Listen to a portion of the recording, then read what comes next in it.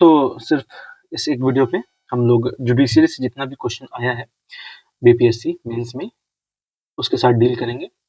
और यहाँ intro, body and some data that to be written, body में जो होना चाहिए, और कंक्लूजन, ये सारा एस्पेक्ट देखते हुए चलेंगे।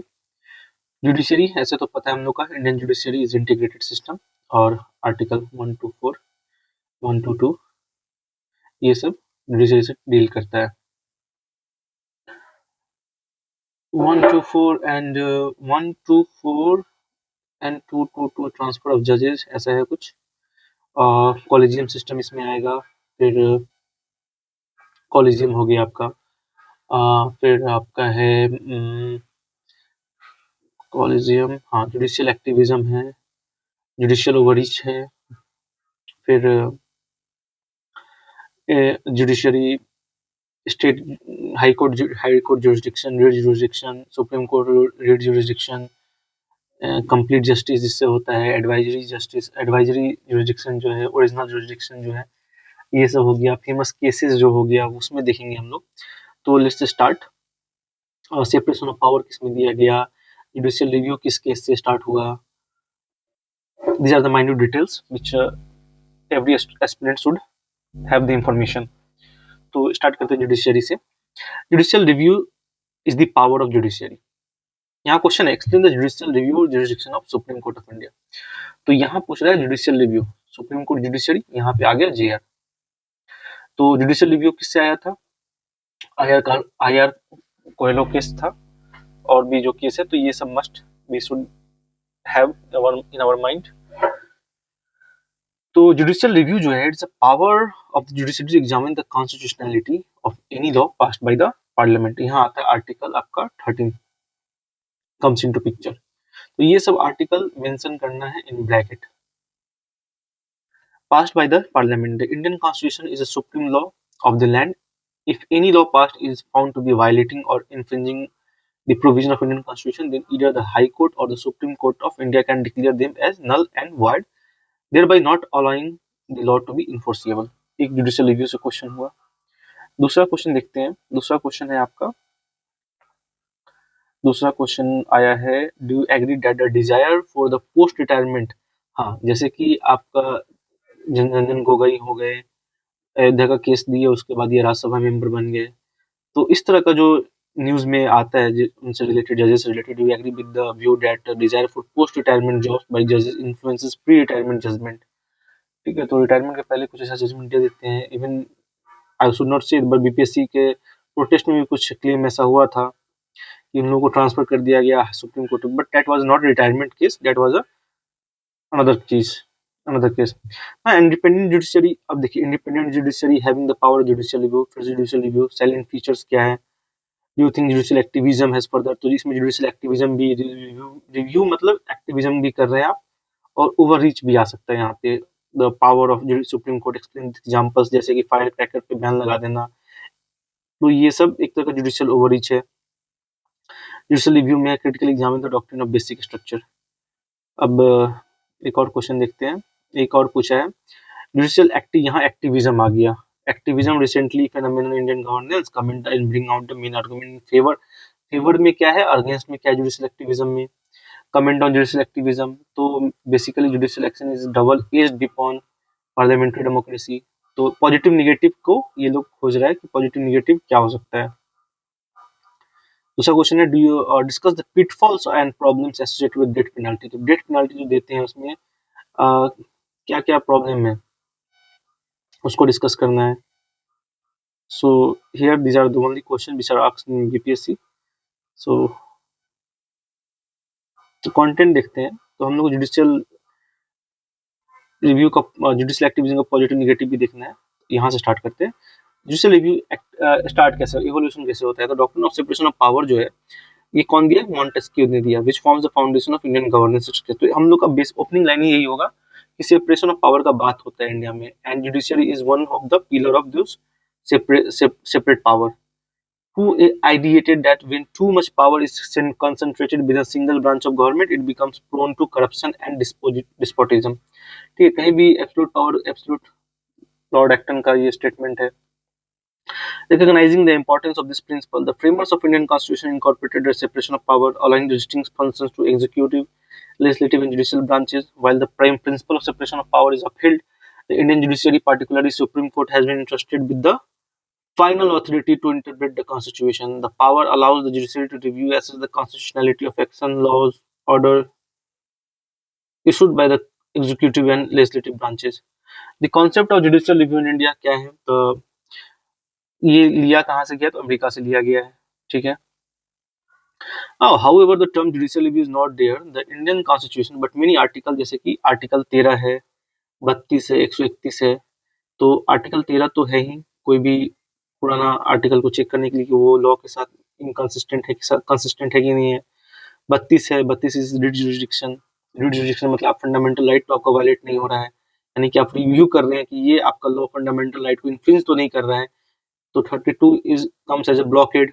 अगर आपका ये राइट्स, ये इसको रिव्यू करने का पावर किससे मिल रहा है? इससे मिल रहा है, 13 से मिल रहा है, 131 that is complete justice. Through Article 136, 143, 226, 246 are there, which gives the clear idea of judicial review. The concept created by John Marshall, ये जॉन मार्शल का concept है, American political and politician lawyer का है। In India, judicial review officially established a part of basic structure of Indian Constitution through Minerva Mill case. ये याद रखना है, Minerva mill case के थ्रू ये बेसिक स्ट्रक्चर बनता है। बेसिक स्ट्रक्चर तो किसी ने भारतीय में देता है, लेकिन JR becomes the part of BR, basic structure in Minerva Mill case. तो मिल में 1980 में दिया गया, which upheld that the power of judicial review is an essential element of the constitutional framework, and any attempt to amend it or weaken it would violate the basic structure doctrine. Scope पे आते हैं कि judicial review का scope क्या है, तो is an extensive and it enables Supreme Court to examine a wide range of action decisions such as judicial review in constitutional amendment. The Supreme Court can scrutinize amendment to the constitution to ensure that they do not alter the basic structure. तो कहाँ कहाँ GR apply होगा? Constitutional amendment में भी apply कर सकते हैं, legislation में अप्लाई होगा। The court can assess the constitutionality of law passed bye, जैसे कि अगर सीए आ गया तो उसको जुडिशियल रिव्यू के लिए भेज दिया गया, आपका यूसीसी जुडिशियल रिव्यू के लिए जॉइंट पार्लियामेंट्री कमेटी के पास गया, वो अलग बात है, लेकिन अगर चाहे तो सुप्रीम कोर्ट भी उस पर ले सकता है। सिमिलरली शेड्यूल 6 है, similarly schedule 6 of constitution Ladakh को डालने का बात हो रहा था, या जम्मू कश्मीर का डिवीजन जो होता है, जम्मू एंड कश्मीर का जो डिवीजन हुआ, तो उसको भी चैलेंज किया गया। तो चैलेंज तो होगा। Judicial review of administrative action क्या है? जो can review the acts of central government and state authority ensure they are within the bounds of constitution. Suppose we are implementing and imposing the president rule in a state, so that also comes under judicial review. तो ऐसे हम लोग breakup करके समझ सकते हैं topic को। सी, ये जो टॉपिक हो गया, जुडिशियल रिव्यू हो गया, एक्टिविज्म हो गया, इनका जो कंटेंट है वो डे टू डे बेसिस में एवरीडे हम लोग कहीं ना कहीं सुनते रहते हैं। बस हम लोगों को फ्रेम करना सीखना है कि अगर उसका क्वेश्चन आता है, अगर आप ओपनिंग लाइन स्टार्ट कर देते हैं, कुछ बेसिक आर्टिकल आपको याद है, तो I think we all can write a good answer. तो यहाँ पे बस बात हो जाता है कंटेंट और एग्जाम्पल का। तो एग्जाम्पल सुनते रहिए न्यूज़पेपर के through, that will immensely help you. Now, judicial review is the integral to the Indian constitutional framework for several critical reasons. Significance क्या है? तो constitutional supremacy, यानी कि रूल ऑफ लॉ को बता रहा है, ठीक है। रूल ऑफ लॉ, एरिस्टोटल लिख दीजिए, Aristotle, rule of law not a philosopher king. तो कोई it upholds the supremacy of constitution as the highest law of land and secure it from an undue encroachment by the government. Undue encroachment by the government. Checks and balance को promote करता है, सारे branch को। Now federal equilibrium को maintain, helps maintain the delicate balance between the central and state government in federal system. और judicial independence पे है, judicial is vital for preserving independence of judiciary, ensuring that it from free for external influences. Protection of fundamental right है, by reviewing action and laws for their constitutionality the judiciary safeguard the fundamental right of citizen, ensuring that they are not violated. अब constitutional provision पे आते हैं, जब जैसा कि हम लोग ऑलरेडी डिस्कस कर चुके, 30-32 they act as a bulwark in against our any law that can infringe our right. And so Indian Constitution provides a robust framework for judicial review, Various articles say Article 13 and 32 providing the right to move to Supreme Court for encroachment of fundamental right, dealing with the original jurisdiction of Supreme Court in central state and interstate disputes, 132 appellate jurisdiction of Supreme Court in constitutional cases, and others that empower the judiciary to exercise this authority. Now landmark cases related to judicial review कौन कौन सा है, तो Golaknath versus state of Punjab में हम लोग देखते हैं कि सुप्रीम कोर्ट ने बोलता है कि could not amend the fundamental right. Parliament could not amend the fundamental right. However, this decision was later overturned by 24. तो Indira Gandhi government 24th amendment लेके आती है, बोलती है पार्लियामेंट का हैज द पावर.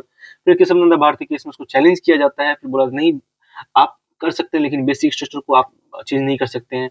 फिर Vishakha versus state of Rajasthan में देखते हैं कि विशाखा गाइडलाइंस दे जाता है, recognize the sexual harassment at work place as a violation of women's fundamental right. तो ये गौर करने का बात है, ये guidelines was not given like made by our legislation, तो इस पे कुछ सुन ही नहीं रहा था. तो यहाँ पे ये गाइडलाइंस लेके कौन आता है, सुप्रीम कोर्ट लेके आता है, और वो गाइडलाइंस देता है कि so it's become a legislative power. Here Supreme Court act as a legislative power, law making power इनके हाथों में आ रहा है. सेक्सुअल हरासमेंट वर्क प्लेस, फिर आता है section 66A of IT act. इसमें supreme court struck down section which provide punishment for sending offensive messages through digital means on the ground that it violated Article 19 to constitute related freedom of speech. तो इस section को 66A को IT act के section को scrap करता है supreme court, यानी कि यहाँ भी कानून बना रहा है which provided for the punishment of, इसमें था कि punishment for sending offensive message through digital means on the ground that it violated article 19(2) of constitution, freedom of speech. Now Minerva mill के, जिसमें मिनर्वा मिल में आपको जेआर का बना दिया गया जुडिशियल रिव्यू. तो judicial review become basic structure, ठीक है, मिल के अंदर ऐसे याद रखना है. तो मिनर्वा मिल कैसे याद रहेगा, तो मिनर्वा मिल्स केस है, तो मिल्स, ठीक है.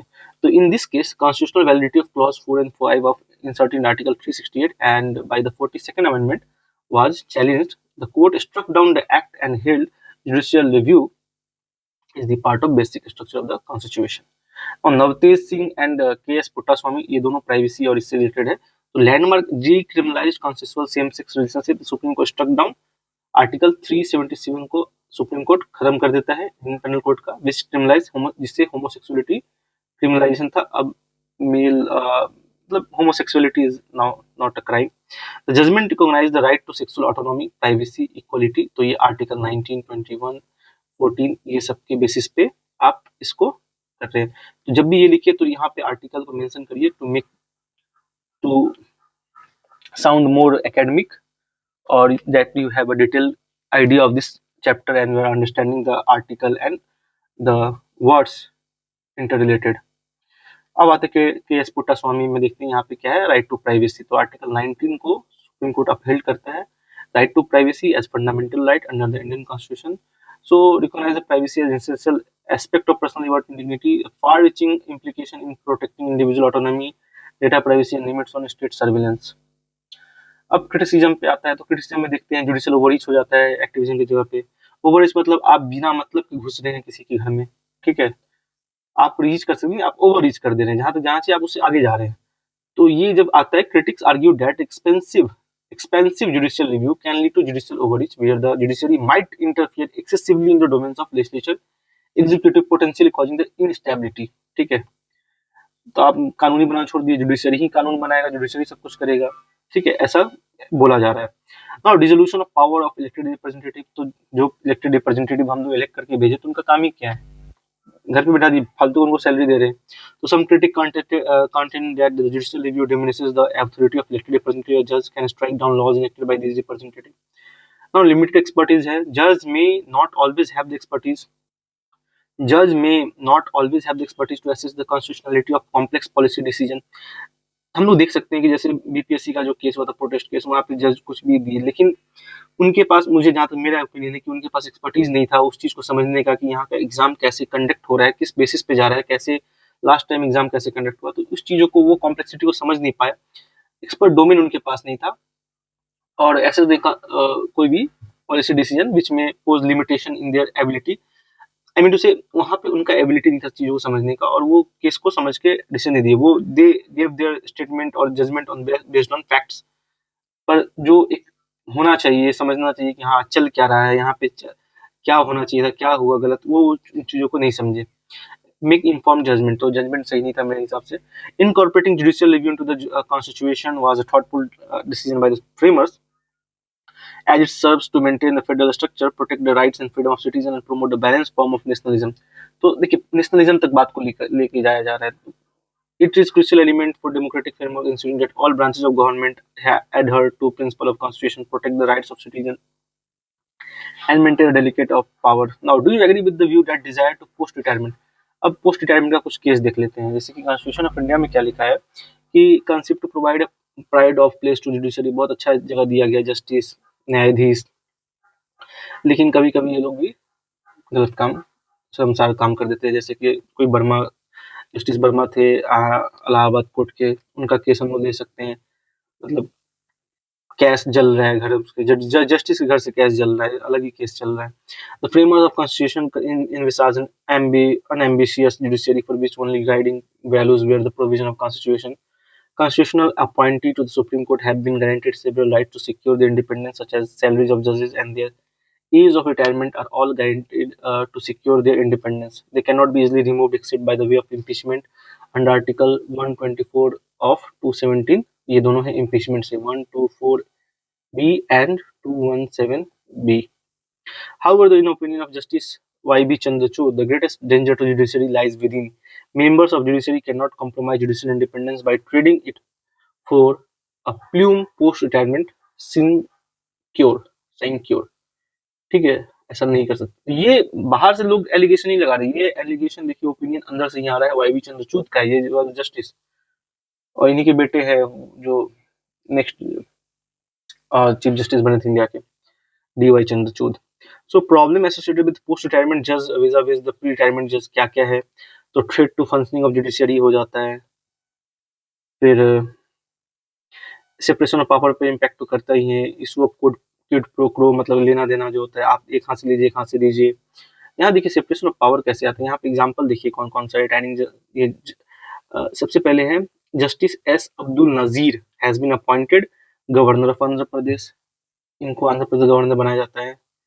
फिर आपका एक और है रिसेंटली, हाँ, रंजन गोगोई हो गए, राज्यसभा मेंबर हो गए अयोध्या केस के बाद। फिर जस्टिस पी सताशिवम जो है वो भी केरला के गवर्नर अपॉइंट किए। तो मतलब ये गवर्नर का जॉब इनको बहुत लिक्रेटिव लगता है और सोचते सीधा जुडिशरी से गवर्नर बन के निकले, लाइफ का जो भी मजा है व्यर्थ नहीं जाना चाहिए, जब तक जिंदा है राजा की तरह जीना है। Issue of quid pro quo, जज must be recognize the handouts from the government in the form of such political appointment, not one way, there is a giver and there is a receiver. ठीक है, encouragement to culture of psychophony and corruption. The appointment are like a signal from the part of government and letting the member of jurisdiction know that they will be suitably rewarded if they issue the favorable decision. Dangling such proverbial carrot is akin to corrupting the judges and encouraging the culture of psychophony. Not decline in faith of public. तो आम आदमी क्या बोलेगा, बाहर में जाए judiciary, यहीं पे फैसला कर लेते हैं, वहीं मर्डर हो जाएगा। तो such appointment lead to public having less faith in the judiciary share justice. जो वीडी है तुलजापुरकर बोलते हैं कि इफ जजेस start sending bouquet and congratulatory letters to political leader on his political victory, utilizing him on his assumption of high office in adultery terms, the people confidence in the judiciary will be shaken नहीं, पूरा खत्म, टूट के चकनाचूर हो जाएगा। Now the proponents of post retirement देखते हैं क्या है। तो यूटिलाइजेशन ऑफ एक्सपर्टीज, ऐसा नहीं हो रहा है कि पोस्ट रिटायरमेंट में होना चाहिए, लेकिन एक्सपर्टीज पे होना चाहिए जिनका जरूरत है। जैसे कि retired vast legal knowledge and experience which can valuable in various capacity such as tribunals हो गया, कमीशन हो गया, आर्बिट्रेशन पैनल में हो गया। Former chief justice of India Ranjan Gogoi Rajya Sabha, his legal expertise could contribute to legislative process. तो हवाला तो सब इसी सब का देते हैं, लेकिन कुछ बात तो छुपा रहता है।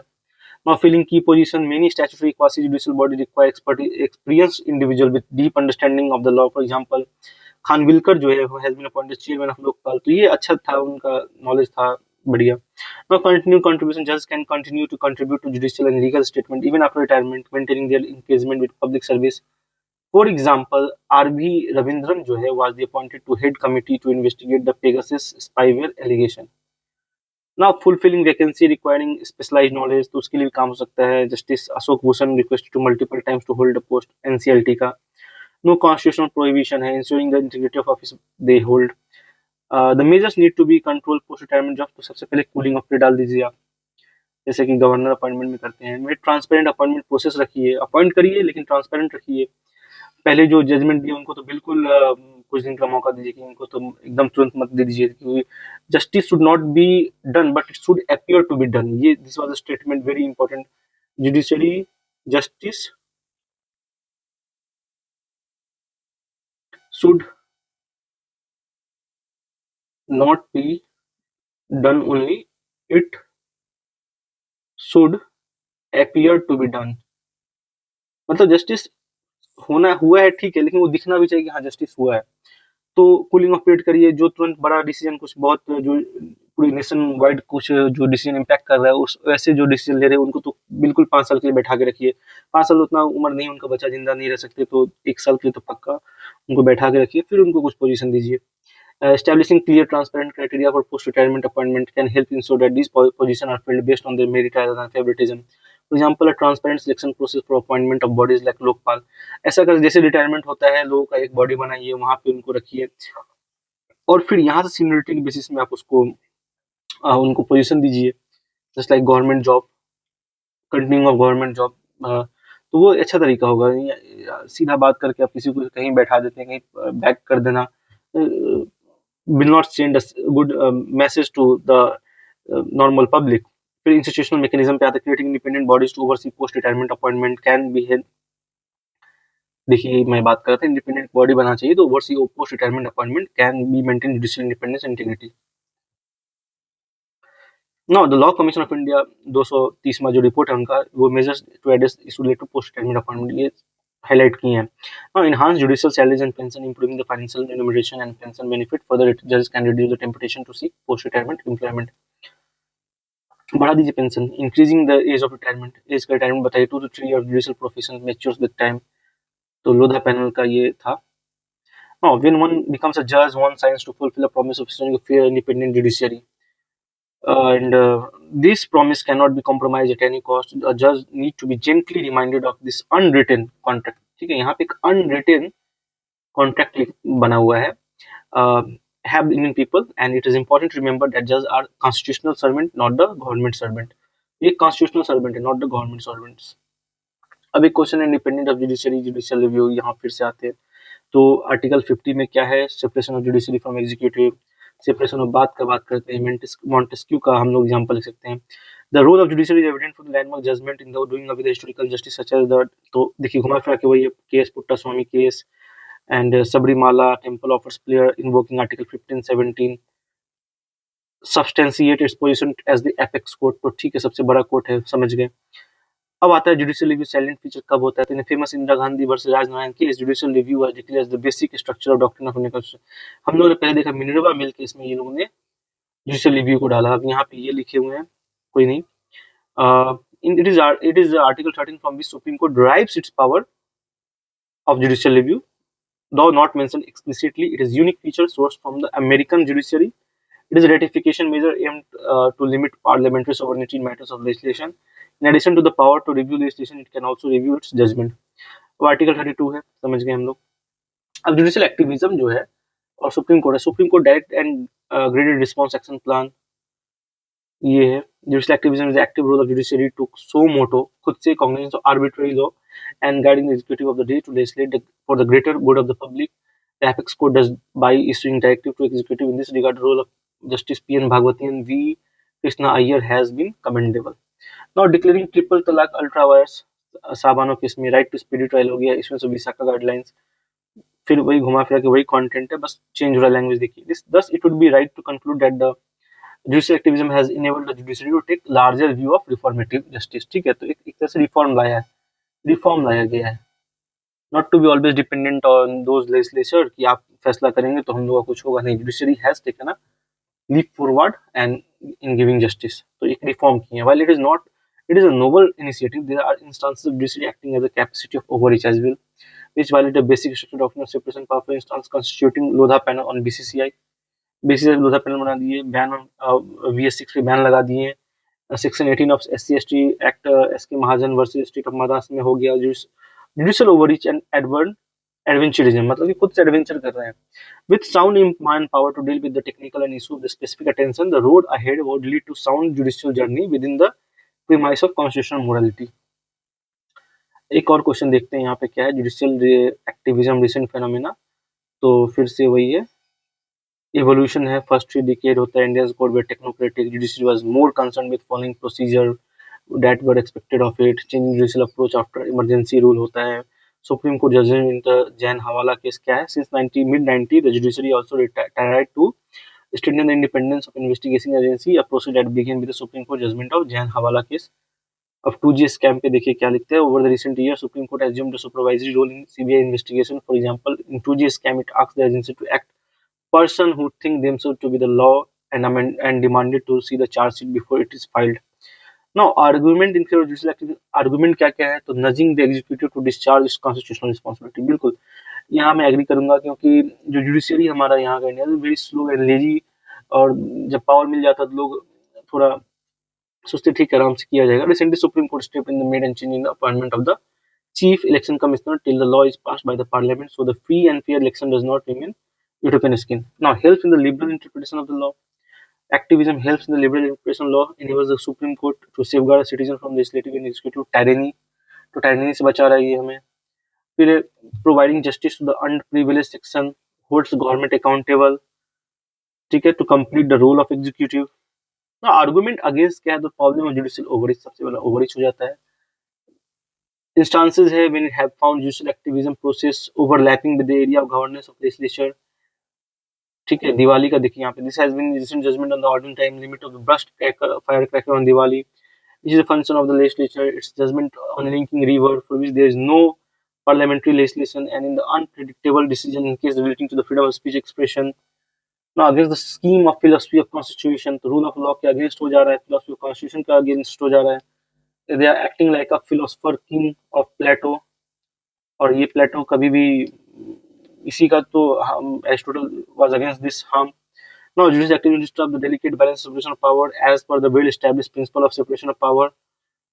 For example, despite the unanimous will of Parliament in favor of the National Judicial Appointment Commission Act, Supreme Court declared the NAC Act to be unconstitutional because it would affect the judiciary independence। तो यहाँ पे अपना ये लोग independence बचा रहे हैं, दूसरों में घुस रहे हैं। Oversight of the challenges faced by the legislature and executive. Sometimes judiciary passes the order without keeping in mind the fund, function, framework। ठीक है, पैसा वैसा है नहीं, आप फैसला सुना दिए हैं, कैसे इम्प्लीमेंट हो पता ही नहीं है। That limit the work of the legislature and executive, for example, cancelling coal block allocation and spectrum allocation led to the poor health of the financial institution of the country. The judiciary is not accountable to the people। तो आप अगर गलत फैसला सुना रहे तो आपको हम लोग राइट टू रिकॉल नहीं कर सकते हैं, ऐसे राइट टू रिकॉल तो है ही नहीं अवेलेबल, शायद नहीं भी होगा। The adaptation of such all powerful attitude by judiciary does not augur well for the healthy democracy। अच्छा डेमोक्रेसी नहीं है। This underscored by the fact that the judiciary as an institution not accountable to the people in the same way as the legislature and the executive. The action of the executive is subject to judicial review when there is social, economic, and political injustice or departure from the provision of law and the constitution. Now, diminish the image of judiciary। judiciary का image भी खराब कर रहा है, जैसे कि अपने BP ने बोला, धनखड़ साहब ने बोला कि they are acting as supreme parliament, the above parliament। A frequent intervention in the domain of executive and legislature tend to weaken the functioning of different wings of constitution। अब समझ जाइए इलाहाबाद की जो जस्टिस वर्मा जैसा आदमी चीफ जस्टिस आगे चल के बन जाते तो वो कैसा कैसा डिसीजन लेते, एक्स बन के अपना खुद का पीएल फाइल कर रहे हैं, बताइए। तो as a result the concept of judicial activism loses its importance and essence sometimes due to too much activism। judiciary often reflects its personal views in the course of providing। एक जगह मैं पढ़ रहा था, इलाहाबाद की कोर्ट ऐसा बोला कि if like you are with a woman and you are attempting to open her unbuckle something button or you are was wanted attempting, मतलब आप कोशिश ही करें तो उसको एज अ नहीं माना जाएगा, एज अ रेप, ये सब मतलब सेक्सुअल हरासमेंट नहीं माना। तो मतलब मेरी पता नहीं क्या है, कुछ भी स्टेटमेंट दे देते हैं ये लोग कभी कभी। For example in case related to the labour policy, minimum wages, working condition, etc., all in respect to issue related to environment and ecological matter, judicial behavior can be perceived to be proactive। However, judicial intervention in matters related to fiscal policy, political affairs, internal proceeding of the legislature can be categorized as judicial overreach। Now, conclusion पे देखते हैं, acknowledgement of judicial differences between judicial activism and judicial overreach is vital for the smooth functioning of ठीक है, आपको acknowledge करना पड़ेगा, पता करने के वे दैट थ्रेड, यहाँ पे हम लोग नहीं, अब यहाँ से हम लोग ओवररीच की तरफ जा रहे हैं। ठीक है, smooth functioning constitutional democracy with separation of power at its central characteristics and supremacy of constitution as the foundation of its edifice. The Supreme Court has often highlighted the importance of judicial restraint. Judiciary must therefore exercise self-restraint and issue the temptation, मतलब चिपा के फेंक जाइए, temptation to act as a super legislature. The judicial activism is appropriate when it is in the domain of legitimate judicial review. However, it should not be the norm or nor should it result to judicial overreach. Thus, judges should be restrained and not activist in their approach. So, should be restrained and not activist in their approach. Now, pitfalls and problem associated with death penalty क्या क्या है? तो सो देखते हैं the death penalty क्या है, उसमें capital punishment. उसमें न्यूज में था कैपिटल पनिशमेंट, शायद इसलिए ऐसा क्वेश्चन बना होगा, मुझे नहीं लगता अभी ऐसा क्वेश्चन फिर से अपीयर होगा। तो should be waste some time, 2 minute देख लेते हैं। Capital punishment refers to state sanctioned execution of person as a punishment for crime following legal trial. Its moral acceptability and circumstances under which it should be used as a source of ongoing global debate. Now, deterrence है, arguments in favor of death penalty, deterrence, retributive justice offers just for form of retribution where the individual who commit grave crimes deserve the ultimate penalty. This aligns the principle of an eye for an eye makes the whole world blind. किसने कहा था ये statement? तो this statement was MG Gandhi. ठीक है, तो इसी के अगेंस्ट में था, गांधी के अगेंस्ट में ये स्टेटमेंट आता है। लेकिन eye an eye for an eye, तो रिट्रीब्यूटिव जस्टिस का बात करते हैं कि आई विल रिट्रीब्यूट, मुझे चाहिए, अब मैं बदला लूंगा। अब प्रोपोर्शनैलिटी का बात होता है, the principal suggested the punishment should be commensurate with the severity of the crime. अगर बड़ा क्राइम किया तो उसका हाथ काट दीजिए, कान काट दीजिए, जैसे अफगानिस्तान और सऊदी अरबिया में हो रहा है। Now, public opinion survey indicates significant portion of Indian population support the continuation of death penalty. 2022-12 में nearly 70% इंडियन रिपोर्टेडली फेवर का, तो 70%, लेकिन डेटा कुछ भी बोल देते हैं ये लोग, पांच सबका डेटा लेना ही पॉसिबल नहीं है। तो लेकिन बहुत लोग चाहते नहीं, पब्लिक प्रेशर में आके बोल देते हैं हाँ ऐसा क्राइम किया तो मार देना चाहिए, अंदर से सबका डर डर लगा रहता है सब बोलने में। Incentive for cooperation, some argue that fear of education incentivize death row inmates to assist law enforcement solve judicial discretion. The constitution did not impose blanket ban. और judgment of Supreme Court on death penalty कौन कौन सा है? तो Bachan Singh versus state of Punjab में this case establish the rarest of the rare doctrine in limiting the death penalty to only the most heinous crime. तो heinous crime में डाल दिया गया ना। Machhi Singh versus state of Punjab में क्या है? This case elaborated on the rarest of the rare doctrine emphasising need for the balancing test between the crime's brutality and the offender circumstances। Santosh Kumar Singh versus state of MP में क्या है 2014 में? Reaffirmed the rarest of the rare principle and emphasized the importance of considering mitigating factor during the sentencing. State of NCT in Delhi, this act clarified the procedure for awarding death penalty and the need for exploring all the alternative punishment before resorting to capital punishment. Ethical concern यहाँ पे आता है। Reversible punishment, capital punishment is a final act. The possibility of miscarriage of justice where an innocent person executed, क्या पता उसे फंसा के उसे मार दिया गया, तो should not be proven guilty till proven concept आता है। लेकिन इंडिया का जुडिशियरी भी समझ रहे हैं under the other punishment wrongful education can not be undone, तो थोड़ा रुक के करना चाहिए। लास्ट बूढ़ा हो गया तो मार दीजिए। Now, constitutional and moral arguments. Some argue that the death penalty violates the fundamental right to life even for those who have committed serious crimes. They see it as a barbaric and outdated practice that has no place in civilized society. Rehabilitative potential भी है। Unreliable system है।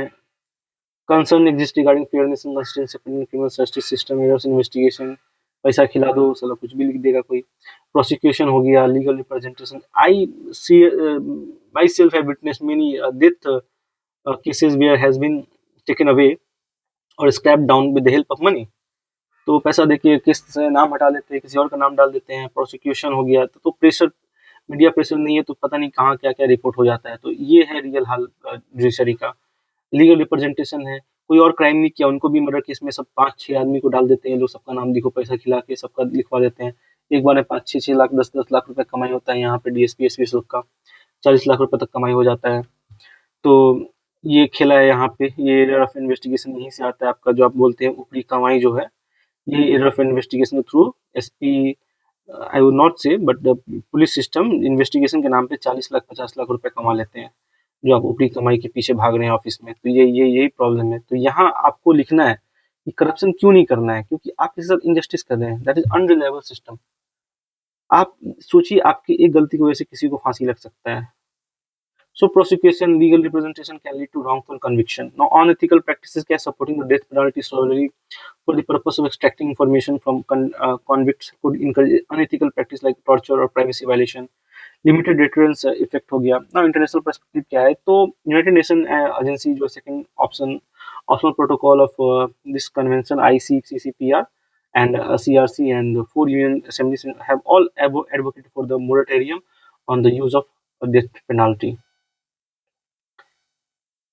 तो way forward भी थोड़ा देख लेते हैं कि resolving legal justice system issue को ठीक किया जाए, कंसिस्टेंट जुडिशियल अप्रोच होना चाहिए, कंपेलिंग जस्टिफिकेशन होना चाहिए, meaningful mercy petition होना चाहिए। The death penalty is a complex issue with strong argument on both sides. India's decision on this matter requires careful consideration and ethical and legal international perspective.